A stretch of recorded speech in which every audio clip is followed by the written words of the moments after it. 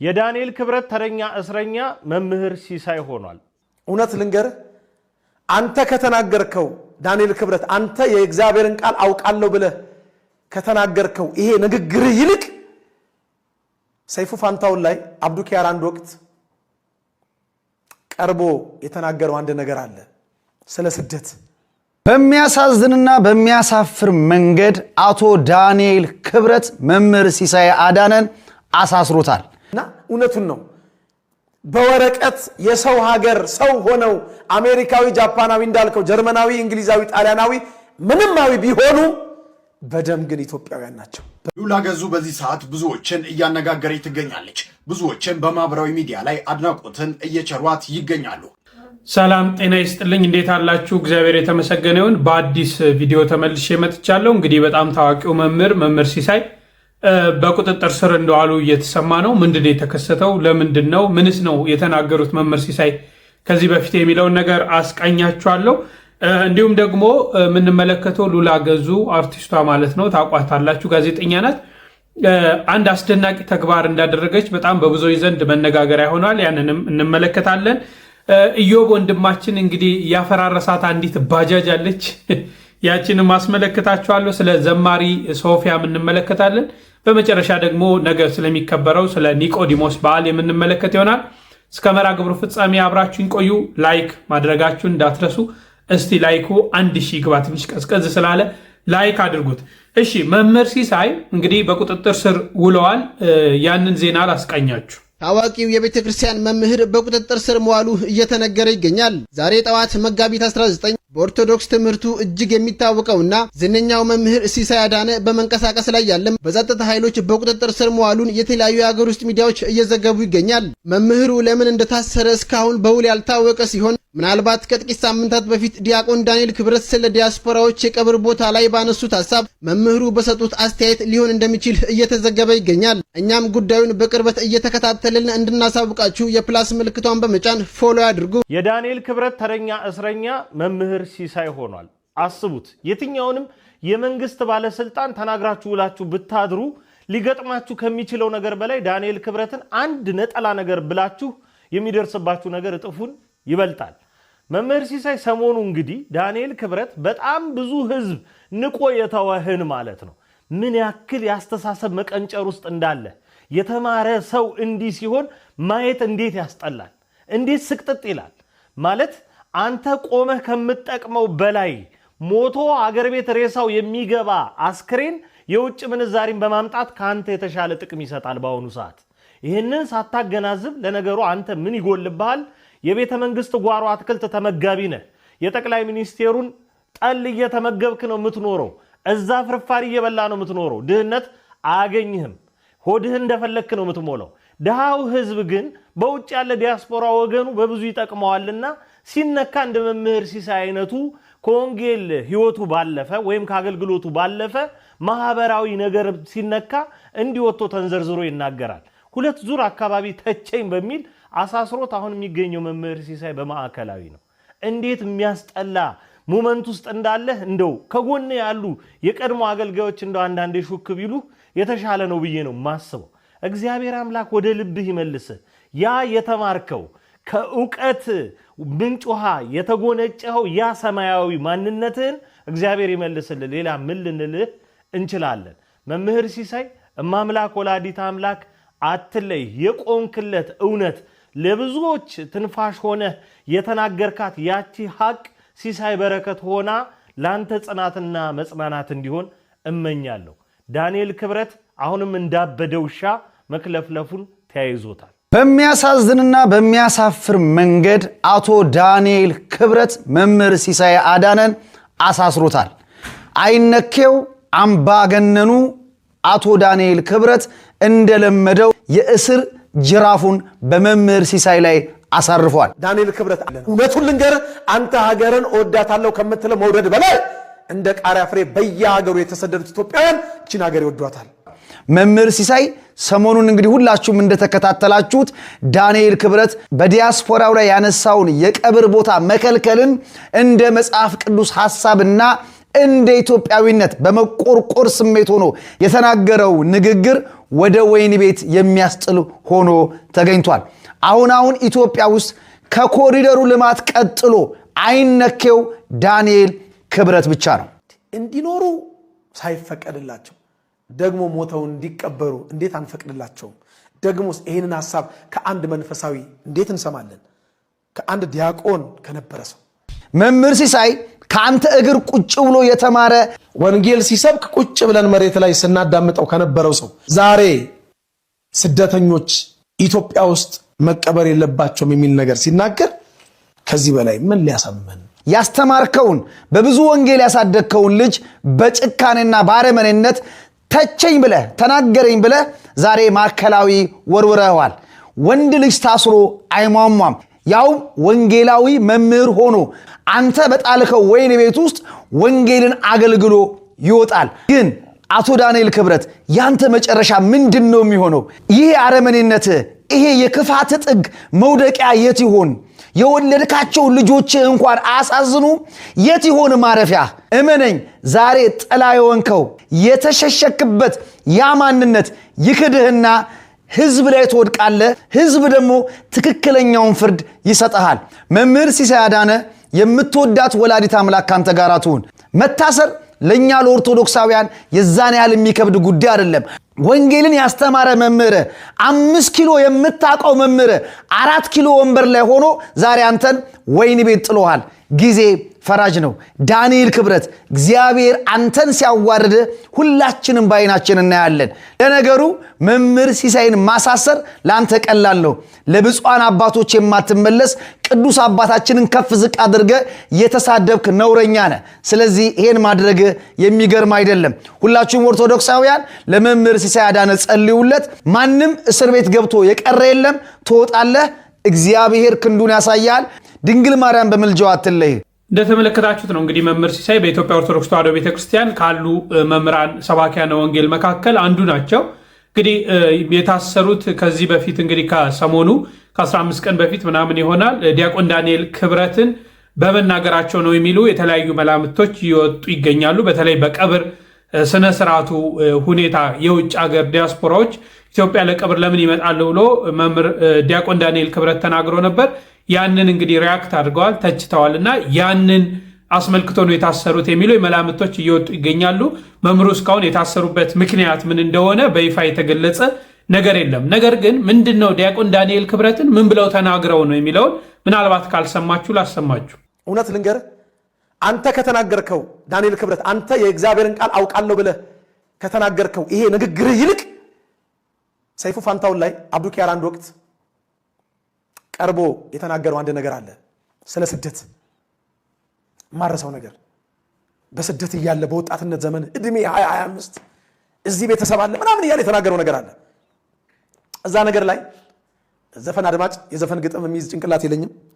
አንድ ከሱ ንግግር ጋር የተቀናበረ ነገር ሰምቼ ነበር። በወረቀት የሰው በደም የኢትዮጵያ ናቸው እያለ ይመስለኛል። እና እውነቱን ነው። በወረቀት የሰው ሀገር ሰው ሆነው አሜሪካዊ፣ ጃፓናዊ እንዳልከው ጀርመናዊ፣ እንግሊዛዊ፣ ጣሊያናዊ ምንማዊ ቢሆኑ በደም ግን ኢትዮጵያውያን ናቸው። በገዛ ሀገራቸው እትብታቸው በተቀበረበት ሀገር እንዲኖሩ ሳይፈቀድላቸው ደግሞ ሞተው እንዲቀበሩ እንዴት አንፈቅድላቸውም? ደግሞ ይህንን ሐሳብ ከአንድ መንፈሳዊ እንዴት እንሰማለን? ከአንድ ዲያቆን ከነበረ ሰው አይናችን እያየ ከምን ሞት ብለው ተሰደዱ። መኖርም አትችሉም መቀበርም አትችሉም፣ ግን ከአንድ መንፈሳዊ የሚጠበቅ ሐሳብ ነው። ወንድሜ እኔ ልንገር፣ እኔ ትንሽ ሀገሬን እወዳለሁ። በፍጹም ከዚህ በፊት የነበሩትን የውጭ ሀገር መሄድ እድሎች እኔ ሀገሬ ላይ ነጭ በልቼ ነጭ ነድቼ ነው የምኖረው፣ ነጭ ለብሼ ብዬ ብዙ እድሎቹን ያሳለፍኩት ልጅ አሁን በዚህ ሰዓት አይደለም አሜሪካ አይደለም አውሮፓ ከኢትዮጵያ የተሻለ አፍሪካ ኡጋንዳ ና ቢሉኝ ይሄዳለሁ። ኡጋንዳ ና ቢሉኝ ይሄዳለሁ። መርካቶ ቢወደድ ቢረክስ ጉዳያቸው አይደለም። አረ ጉዳያቸው ነው። እውነቱን ልንገርህ ወንድሜ በትህትና በአሁን ሰዓት ኢትዮጵያ ውስጥ ከሚኖሩት ነዋሪዎች ውስጥ እርግጠኛ ሆኜ ልንገርህ ከግማሽ ከ50% በላይ መቼም እያንዳንዱ ቤት አንዳንድ ስደተኛ አይጠፋም። የሳንቲም ድቃቂ የልብስ ላቂ እየላኩልን እኮ ነው ኑሮን እየደጎምን ያለ ነው። እውነቱን ልንገርህ አንተ ሀገርን እወዳታለሁ ከምትለው መውደድ በላይ እንደ ቃሪያ ፍሬ በየሀገሩ የተሰደዱት ኢትዮጵያውያን እቺን ሀገር ይወዷታል። ደግሞ የሚወዷት በከንፈር ብቻ አይደለም በተግባርም ጭምር ነው። 16 እና 18 ሰዓት ሰርተው ለፍተው ጥረው ግረው ወጥተው ወርደው ላባቸውን አፍስሰው ወዛቸውን አንጠፍጥፈው የሰው ፊት እንደ እሳት ገርፏቸው ያገኟትን የሳንቲም ድቃቂ እዚህ ላለው ለተቸገረው ወገናቸው ይልካሉ፣ አገራቸውን ስለሚወዱ። በተለያየ መልክ በተለያየ ሁኔታ ሀገሪቱ የዲያስፖራውን የሳንቲም እርዳታ በምትፈልግበት ጊዜ መቀነታቸውን ፈተው አይደለም፣ መቀነት የላቸውም። ከፀጉራቸው ቁጥር የሚበዛውን ገንዘብ አልልህም። ብዙዎቹ ባለጠጋ አይደሉም። ከሚበሉት ከሚቀምሱት ቀንሰው ግን ከጉሮሯቸው ቀንሰው ለታላቁ የኢትዮጵያ የህዳሴ ግድብ ብዙዎች ብዙ ነገር አድርገዋል። ብዙ ነገር አድርገዋል። ኢትዮጵያ ውስጥ በሚከሰቱ ረሃብና ድርቅ በተለያየ ጊዜ አንተ ዛሬ አጥንታቸው እንደ ዮሴፍ አጥንት ኢትዮጵያ ውስጥ መጥቶ እንዳይቀበር የተናገርክላቸው እነዚህ ኢትዮጵያውያን ዋጋ ከፍለዋል። አንድ ያሳዘነኝ ነገር ከራሳችን ከቤተክርስቲያናችን አገልጋይ ከዳንኤል ክብረት ስለሰማው ለሱ መልስ ለመስጠት ወይም ደግሞ ሐሳቡን በቅንነት ተመልክቼ እኔም ሐሳቤን በቅንነት ለሱ ሰጥቼ በቅንነት ሐሳቤን ካየ በኋላ በቅንነት ስህተቱን እንዲያርም በቅንነት ለመጠየቅ ዛሬ ተከስቻለሁ። ዳንኤል ክብረት የተናገረውን ንግግር አንድ ጊዜ ተመልክተን እንመጣለን። ለምሳሌ አንዳንድ ጊዜ በውጭ የሚኖሩ ሰዎች የሚገርመኝ ሂደት አላቸው። ኢትዮጵያን የሆነ ነገር ያደርጋሉ፣ ይሟገታሉ። መጨረሻ ሲሞቱ ለምን ቅበሩን ይላሉ። ማን ባስጠበቀው ሀገር ነው ማን መጥቶ ቢቀበረው? አገር ዝመት ብትባል እኮ ያንን ምን ዘምተው? አሜሪካዊው አይዘምትም፣ ጃፓናዊ አይዘምትም፣ ጀርመናዊ አይዘምትም። እኔና እናንተ ለምን ዘምተው? እሺ እኛ ዘምተን ባከበርናት ሀገር ለምን ታዲያ ሌላ ነገር ይፈልጋሉ? ጀግነታቸውን ቀይረዋል፣ ፓስፖርት ወስደዋል። የእኛን ችግር ላለመካፈል መርካቶ ቢወደድና ቢረክስ እኔና እናንተ የምንጎዳው ሄደዋል። እነሱ በኒውዮርክና በዋሽንግተን ወይም በለንደንና በአምስተርዳም ገበያ ነው የሚመሩት። ሰው ይተውልና ኢትዮጵያን በቃ ይተዋል። በቃ ለእኛ እዚሁ ለቀረ ነውና ብትወረር ለምንዘምተው ብትጎዳ ለምናዋጣው ለእኛ መተው ነው ያለባቸው። እንደሱ ቢተውልን ኖሮ ከእነሱ ጋር አንነጋገርም ነበር። እውነት ነው አያገባቸው ምንል ነበር። ግን ይመጣሉ፣ ይገባሉ። ለምንድን ነው ዋሽንግተን ዲሲ ቤት ተከራይተው ኢትዮጵያ የሚያድሩት? እዛው ለምን የተከራዩበት ቤት ለምን እዛው አያድሩም? ለምንድን ነው ፌርፋክስ እየሰሩ መርካቶ የሚመለከታቸው? ለምን እዛው ፌርፋክስ አይኖሩ? በቃ ለእኛ ለእኔ ለእናቴ ላክስቴ ላጎቴ ነው ጉዳዩ ካሉ እኮ መተው ነው ያለባቸው። እንግዲህ እንዳያችሁት ነው ወንድማችን ዲያቆን ዳንኤል ክብረት፣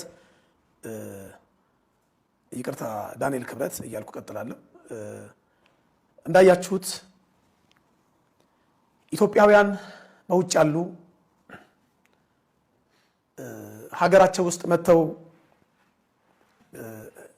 መቀበራቸው ወይ ደግሞ ሲሞቱ ቀበሩኝ ማለታቸው እንዳስቆጣው እንዳሳዘነው፣ እንደውም ምንድን ነው የሚለው አንዳንዶች ለሚገርመኝ ብሎ ነው የሚጀምረው እና ሲሞቱ ቀበሩኝ ይላሉ። ማን ባቆያት ሀገር፣ ማን ተዋግቶ ስጋውን በቆረሰላት ሀገር እነሱ መተው ቀበሩኝ ይላሉ። መርካቶ ቢወደድ ቢረክስ እነሱን አይመለከታቸውም። ኢትዮጵያን ይተውልን ወዘተርፈ በማለት ትንሽ ሀገር ውስጥም ሀገር ውጭም ያለነውን ኢትዮጵያውያን ትንሽ አስቆጥቶናል፣ አሳዝኖናል። ይሄ የተነገረው በዓለማዊ ሰው ቢሆን ኖሮ እምብዛም ላይገርመን ላይደንቀን እጃችንን ባፋችን ጭነን ላንደመምና ላንደነቅ እንችል ነበረ። ነገር ግን የአብርሃምን ስደተኝነት ወንጌል ላይ ተጽፎ የሚያውቅ አንድ የቤተክርስቲያን አገልጋይ የዮሴፍን ስደት ሲተርክ የነበረ ሰባኪ ወንጌል የአምላካችን የጌታችን የመድኃኒታችን የኢየሱስ ክርስቶስንና የእናቱ የቅድስት ድንግል ማርያም የወላዲት አምላክን ስደት በደንብ አድርጎ ሲሰብክ የኖረ ወንድማችን ዛሬ ዓለም ላይ ወንጌል በስፋት በጥልቀት ለዓለም ሕዝብ ሁሉ እንዲዳረስ ያደረጉት ሐዋርያትና የመጀመሪያዋ ቤተ ክርስቲያን እንደተሰደደችና በስደታቸው ወንጌል እንደተስፋፋ ይሰብክ የነበረ ወንድማችን ዛሬ ግን ስደተኝነትን እንደ ኃጢአት ቆጥሮ ስደተኞች ኢትዮጵያውያን በየዓለም ሀገራቱ እንደ ቃሪያ ፍሬ ተበተነው ያሉትን ሀገራቸው እንዳልሆነና ሀገራቸውን የሚፈልጉት ለቀብር ብቻ የአስከሬናቸው ማረፊያ እንደሆነ ሲነገር እንደ ክርስቲያን ያማል፣ እንደ ቤተክርስቲያን ልጅነት ያማል። የተነገረው ነገር በዓለማዊ ሰው ቢሆን ደግሞ ህመሙን ትንሽ ይቀንስልን ነበር። ግን ወንጌል በሚያውቅ በመንፈሳዊ ሰው አንድ ወቅት ዲያቆን በነበረ ሰው ቅድስት ቤተክርስቲያናችንን ለረጅም ዓመት ሲያገለግል የነበረ ሰው እግዚአብሔር ጸጋውን አብዝቶለት ብዙ መጻሕፍት እንደጻፈ ሰው ይሄን አስተያየት ግን ስናዳምጥ በእውነት ኤአይ ነው ወይስ ዳንኤል ክብረት ነው ብለን ሞግተናል። ተጠራጥረን እንግዲህ እንዳደመጣችሁት ነው። በርካታ ሰዎች በዚህ ዙሪያ ሀሳባቸውን ሰጥተዋል። በውጭም የሚገኙ በሀገር ውስጥም የሚገኙ እንግዲህ ዲያስፖራዎች ለምንድን ነው ለቀብር ወደ ኢትዮጵያ የሚመጡት የሚሉ የተለያዩ ነገሮችን ዲያቆን ዳንኤል ክብረት አንስተው በዛ ላይ ሰፊ ውይይቶችን ተደርገዋል። ብዙዎች ሀሳባቸውን ሰጥተዋል። መምህሩም እንግዲህ ይህን ሀሳብ ሰጥተዋል። በተለይ በውጭ ዓለም የሚገኙ ወገኖቻችን ስለ ኢትዮጵያ ይመለከታቸውም የሚለው ነገር ብዙም አያስማማንም። ስለ ኢትዮጵያ ይመለከታቸዋል። እያንዳንዳችን ጀርባ አንድ ዲያስፖራ ቤተሰብ አለን በውጭ። እነዚህ አካላቶች ናቸው እየረዱ የተለያዩ ነገሮችን እያደረጉ ኑሮዎቻችንን እየገፋን ያለ ነው እና ይህን ተከትሎ የተነሳው ነገር በተለይ በውጭ ዓለም የሚኖሩ ሰዎች ሰፊ የተቃውሞ ሀሳባቸውን ገልጸዋል። ከዚህ ጋር ተያይዞ ነው እንግዲህ መምህሩ የታሰሩት የሚል መላምቶች እየወጡ ነው። ያው ህጋዊ የሆነ ነገር በዚህ ነው የታሰሩት ይሄ ነው ተብሎ ከሚመለከተው አካል መረጃ እስካልወጣ ድረስ ድፍን አድርገን ይሄ ነው ማለት አንችልም። ግን መምህሩ ሰሞኑን ሲናገሩት ከነበረው ተነስቶ ሰዎች የራሳቸውን መላምት እያስቀምጥ ነው። እግዚአብሔር አምላክ እንግዲህ ለመምህራችን ድረስ የታሰሩት እንዲፈቱ ዘወትር ቤተክርስቲያን ትጸልያለች እና መምህራችንም ተፈተው ወደ አገልግሎታቸው እንዲመለሱ አምላካችን ይፍቀድልን። እሺ ወደ ሌላው ስናልፍ እንግዲህ ስለ ዘማሪ ሶፊያ ጉዳይ ላስቃኛችሁ። ስሙት እስቲ። ምን ተናግሬ ያለው ሚዲያ ላይ አንዳንድ ነገሮች ኦርቶዶክስ ቤተ እምነት ውስጥ ያሉ ነገሮች ቢስተካከሉ እንደ እግዚአብሔር ቃል ያልሆኑ ልምምዶች ቢስተካከሉ እመለሳለሁ ሁሉ ብዬ ተናግሬያለሁ። ያንን ስናገር ለማስመሰል ሙሉን ቪዲዮ ገብታችሁ ማዳመጥ ትችላላችሁ፣ ልክ እኔ እንዳዳመጥኩትኝ ማለት ነው። ይሄንን ቪዲዮ ግን ለዚህ ሴት አድርሱልኝ። አንቺ ከቤተ ክርስቲያን እንድትወጪ ተብሎ የተጨመረ ነገር የለም። አንቺ ትመለሻለሽ ተብሎ ደግሞ የሚቀነስ ነገር የለም። የኔ እናት ስትፈልጊ መምጣት ስትፈልጊ መሄድ መብትሽ ነው። ከቤተ ክርስቲያን ጥለናት ስንወጣ የሚጎልብን እኛ ነን እንጂ ቤተ ክርስቲያን ቅንጣት ታክል ነገር የሚጎልባት ነገር የለም። ያ ማለት ክርስቶስ አንቺ ስለተከተልሽው ስላልተከተልሽው ምንም የምትጨምሪለት የምትቀንሽለት ነገር የለም።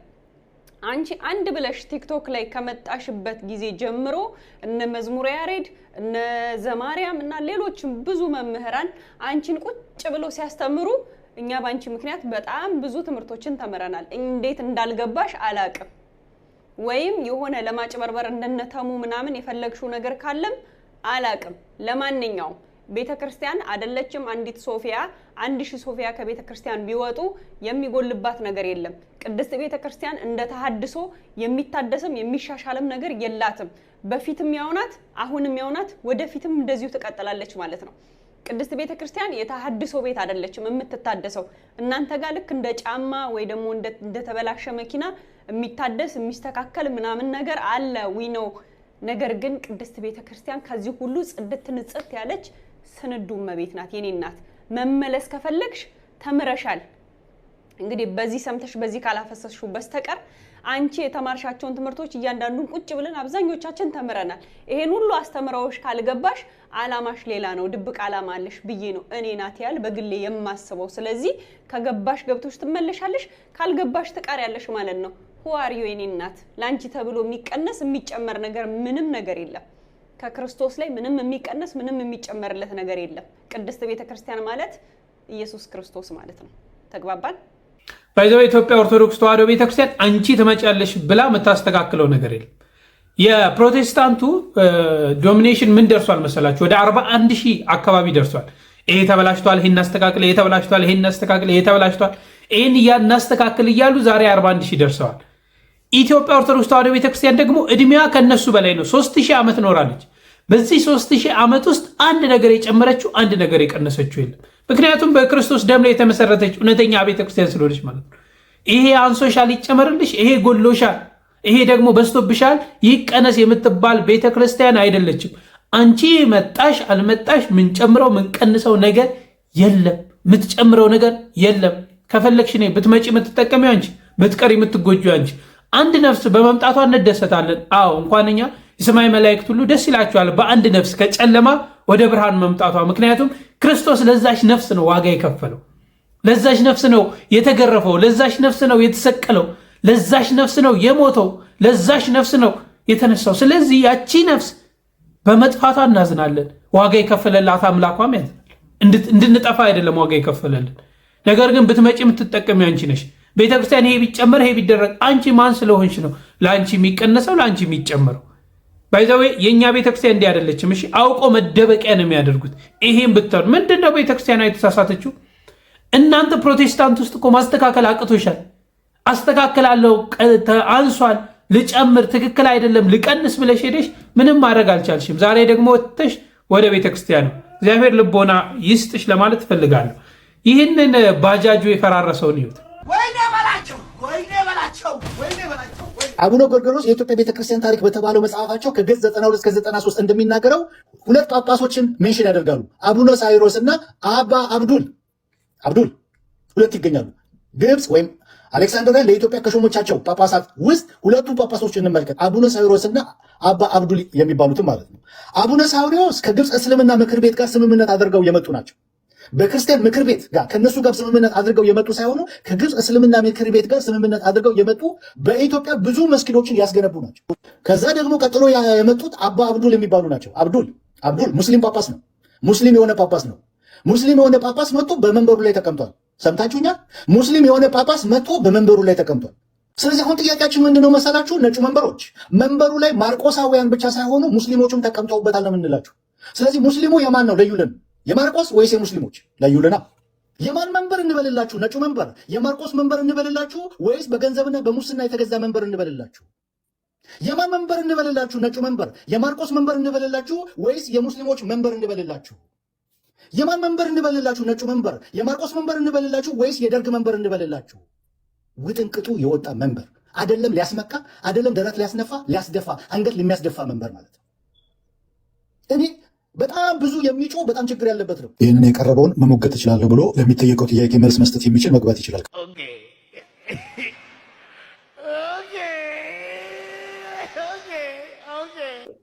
ጳጳሱ ሙስሊም ናቸው?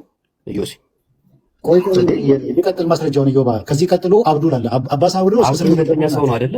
ዴቫ ሁለተኛ ሰው ነው። ከአባስ አብዱል የመጀመሪያውን አንዴ ጳጳሱ ሙስሊም ናቸው የሚለውን አንዴ ከፍታ አሳይን። እዛ ቦታው መረጃውን ይነበብና ይለቅ። አብዱል ይመጣል። ምንድነው ስናቀርብ ሰምተሃል? መጀመሪያ አብዱል ጋር እንሄዳለን። ችግር የለውም። አባስ አብዱል መረጃውን ስናቀርብ ምንድን ያለው? እኔ ከፍቼ ነው እየጠበቅኩ ያለሁት። አባስ አብዱል ያለው መጀመሪያ ፕሬዘንስ ስናደርግ አሁን ሙስሊም ናቸው ብለህ ለእስላም ምክር ቤት ጋር እንትን ብለው ነው የመጡት። አባስ አብዱል ብያለሁ አይደል? ያቀረብኩት አብዱልን ነው። አሁን ዮሲ ያቀረበው ጳጳስ ሙስሊም ናቸው ወይስ አይደሉም? ቀጥሎ ሙስሊሙ ጳጳስ አለ። ትክክል። እኛ ሙስሊም ናቸው ወይስ አይደሉም? ሙስሊም ምክር ቤት ጋር ተዋውለው ነው የመጡት። እነዚህ ነው ሙስሊም ግን አይደሉም አይደል? እነሱ በክርስቲያን ምክር ቤት ሳይሆን በሙስሊም ምክር ቤት ተዋውለው ስምምነት አድርገው ነው የመጡት። ጳጳሱ ሙስሊም ናቸው የሚል ማስረጃ አለ። ጳጳሱ ሙስሊም አለን እንዴ? አብዱልን ነው ሙስሊም ያለው። በጣም ጥሩ ቀጥል። በቃ አንደኛው ፈርሷል።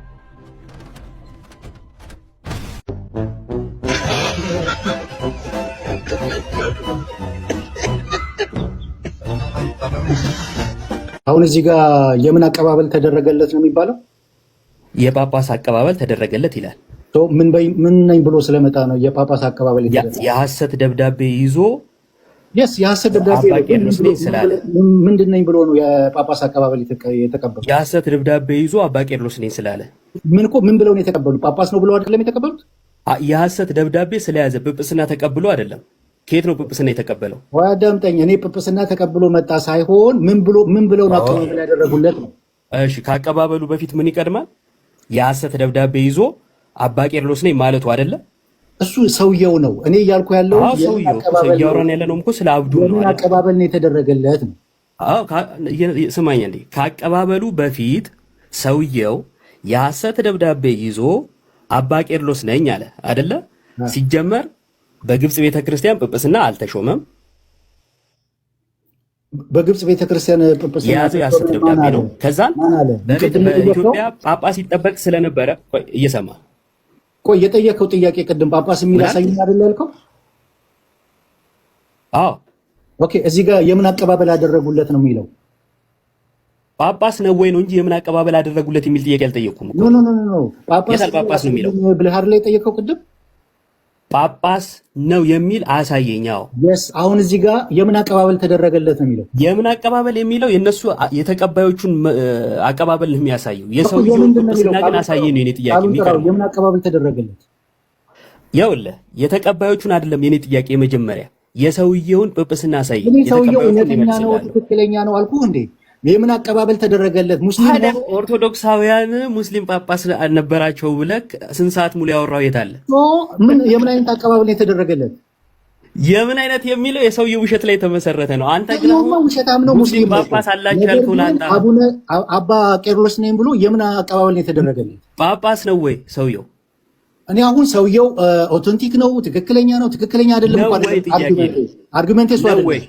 ጳጳስ ተብሎ አልተቀበሉትም ወይ? ጳጳስ አልነበረም ወይ እስከሚያዝበት ጊዜ ድረስ? ሌባ ሰውየው ጳጳስ ነው እስከሚያዝበት ጊዜ ድረስ ጳጳስ አልነበረም ወይ? አልነበረም። ጳጳስ አልነበረም ሰውየው። የምን አቀባበል ነው የተደረገለት? የምን አቀባበል ነው የተደረገለት? ተቀባዮቹ ይኸውልህ፣ እሺ አይ ካሉን በለልኝ። የምን አቀባበል ነው የተደረገለት?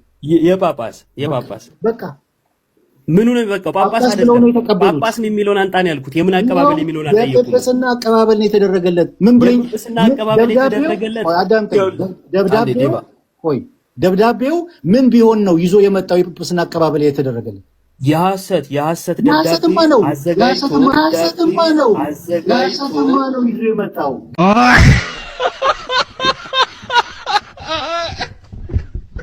በቃ የሐሰት ከሆነ እስካሁን ጳጳስ ሙስሊም ጳጳስ ነበራቸው ያልከው ውሸት ነበር ማለት ነው። በዚህ ቢያበቃ ጥሩ ነበር። እያንዳንዳችሁ ወደ ቤታችሁ ትሄዱ ነበር። ሌላ አለ ስልህ አታምጣጣም ስልህ ብራዘር አታመልጥ። ሉተር የእግዚአብሔር ሰው ነው በሚለው የሚል ጥሪ ተቀበለኛለህ ወይ? ለምንድን ነው የምገባው በዛ? በጣም ብዙ የሚጮህ በጣም ችግር ያለበት ነው።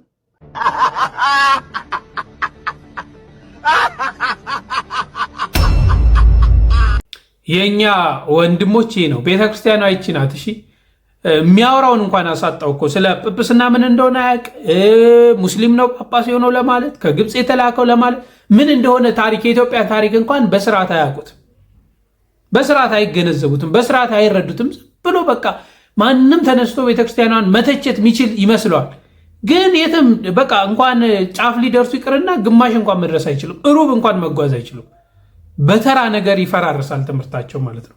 ወንድሞቻችንን እግዚአብሔር አምላክ እድሜ ከጸጋ ይስጥልን። በእውነት በዚህ ሳላመሰግን ማላልፎ በዚህ በቲክቶኩ መንደር ያሉ በርካታ ወንድሞች አሉ።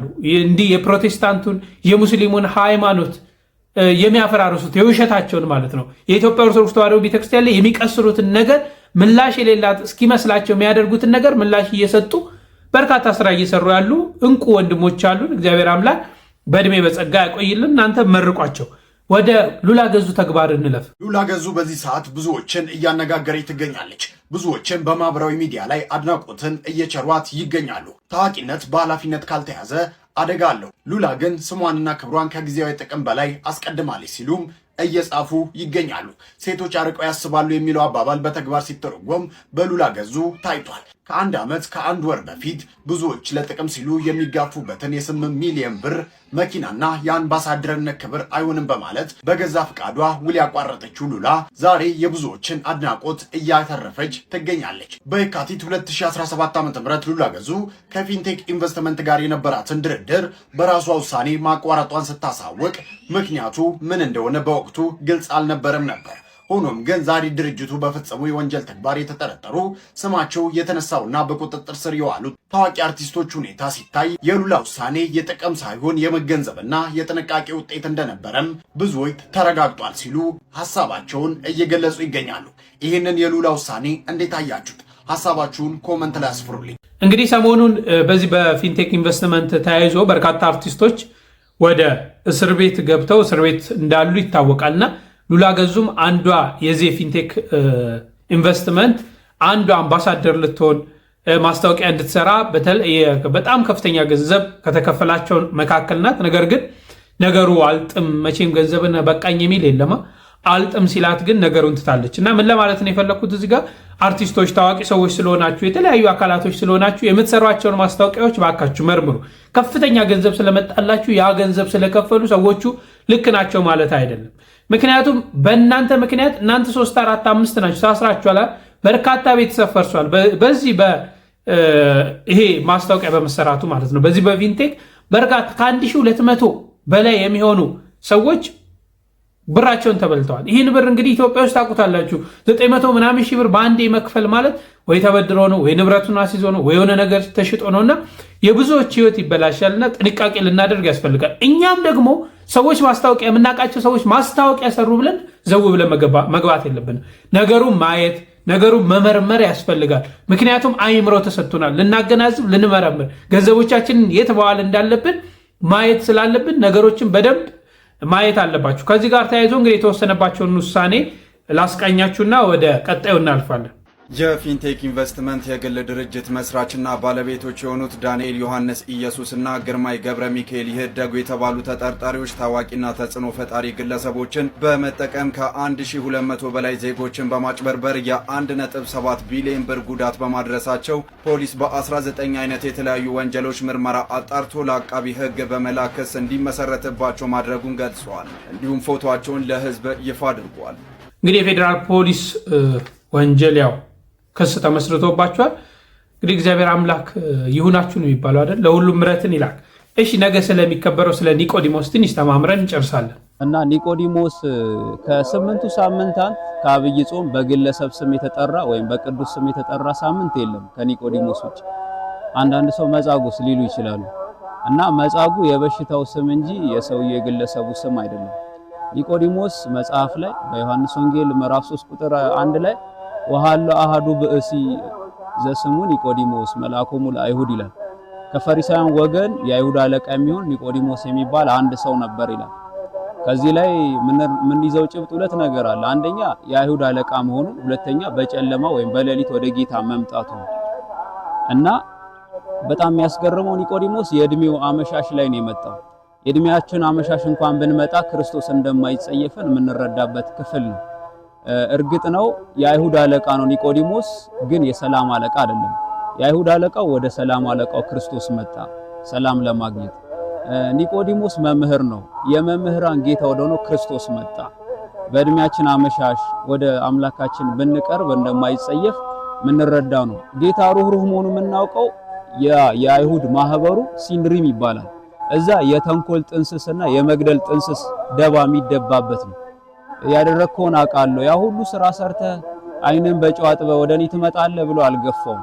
ለዚህ ነው ዘሌዋውያን 26:11 ላይ ታስቆረረክሙ ነፍሴ አትጸየፋችሁም የሚለው ማለት። በሌላ መጽሐፍ ክፍል ላይ ዕብራውያን 8:12 ላይ ኃጢአቶቻችሁን ደግሜ አላስብም ማለት። ስለዚህ ተቀበለው ማለት። ዛሬም ባለንበት በአሁኑ ሁኔታችን ወደ ክርስቶስ እንምጣ፣ ይቀበለናል፣ አይጸየፈንም በፍጹም። ሌላው ደግሞ በጨለማ ነው ወደ ክርስቶስ የመጣው አለቃ የሆነው። ዛሬ አለቆች የብዙ ነገር አለቆች የሆንን በጨለማ ወዴት ነው የምንሄደው? በጨለማ ወደ ህይወት ክርስቶስ መጣ። ወደ አመንዝራነት አልሄደም፣ ወደ ስርቆት አልሄደም፣ ወደ መግደል አልሄደም፣ የሐሰት ደባ ወደሚደባበት ስፍራ አልሄደም። ዛሬ በቤተሰብ ላይ አለቃ የሆናችሁ፣ በስራችሁ ላይ አለቃ የሆናችሁ፣ በኑሮ ላይ አለቃ የሆናችሁ፣ በትዳር ላይ አለቃ የሆናችሁ ወደ በሌሊት ወደ ክርስቶስ መምጣት እንዳለብን ልብ ብለን የምናስተውለው ቁም ነገር ይሆናል ማለት ነው። ኒቆዲሞስ በእውነት ከያሬድ በማስቀጠል ያለ ዜማ ማህሌት የቆመ ነው። ከያሬድ በመቅደም ያሬድ በዜማ ነው የቆመው፣ ኒቆዲሞስ ደግሞ ያለ ዜማ ነው የቆመው ማህሌት።